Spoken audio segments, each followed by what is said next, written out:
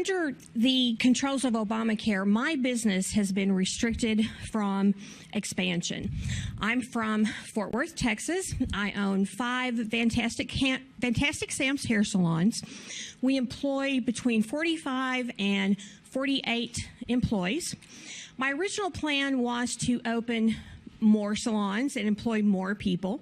However, under Obamacare, I am restricted because it requires me to furnish health insurance if I employ more than 50 people. Unfortunately, the profit margin in my industry is very thin, and I'm not a wealthy person, so it's impossible for me to grow my business. My question to you, Senator Sanders, is how do I grow my business? How do I employ more Americans without either raising the prices to my customers or lowering wages to my employees? Rhonda? LaRhonda. LaRhonda, okay.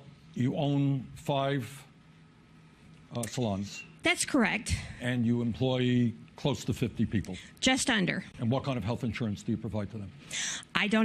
None. You provide no health insurance to them? Correct. Let me give you an answer you will not be happy with. And that is, I think that for businesses that employ 50 people or more, given the nature of our dysfunctional healthcare system right now, where most people do get their health insurance through the places that they work, I'm sorry. I think that in America today, everybody should have health care. And if you have more than 50 people, you know what? I'm afraid to tell you, but I think you will have to provide health insurance. So my question is, how do I do that without raising my prices to my customers or lowering wages to my employees? You see, the difficulty is, and I'm not much of an expert on hair dressing in general, and certainly in Fort Worth. I'm just one of small businesses. I know. But my guess is one of the problems that we have is there may be somebody else in Fort Worth who is providing decent health insurance to their employees. And they are in an unfair competitive situation regarding you. You can compete and maybe charge lower prices, get business, while they, on the other hand, may be providing decent health insurance. I think you'll find the profit margin in my entire industry maybe. about the same. I certainly don't know, about hair salons in Fort Worth.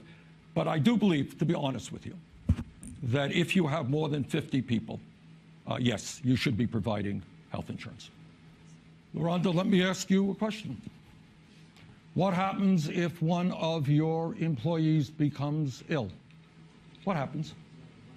What happens if one of your employees, as happens in every part of the country, gets diabetes, gets cancer?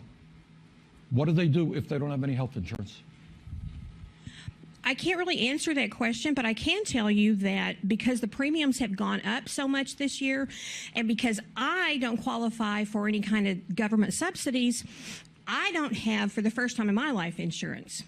It's just not affordable. Unfortunately, the prices of my services just don't warrant it. Let me just say this, 2 things.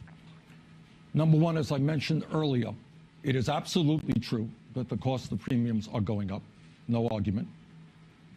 They went up even higher during the period of George W. Bush. So it's not like, oh, gee, for the first time in American history, premiums are going up. Number 2, Ted mentioned part-time work, the 29 as well. There are fewer part-time employees today than there were before Obamacare, okay? So here is the point. The bottom line is, with the situation you described is honestly absurd.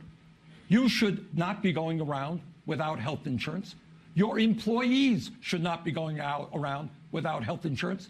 We should not be spending twice as much per person on health care as do the people of any other nation. Please join me and fight for a Medicare for All program. Are you looking forward, by the way? I'm not going to ask you your age. Won't do that. But are you looking forward maybe when you get to 65 to get Medicare? Would that be of help to your family? I expect that will probably happen. Good. Well, I certainly hope it does, and I hope Medicare is still there despite the efforts of Senator Cruz and others.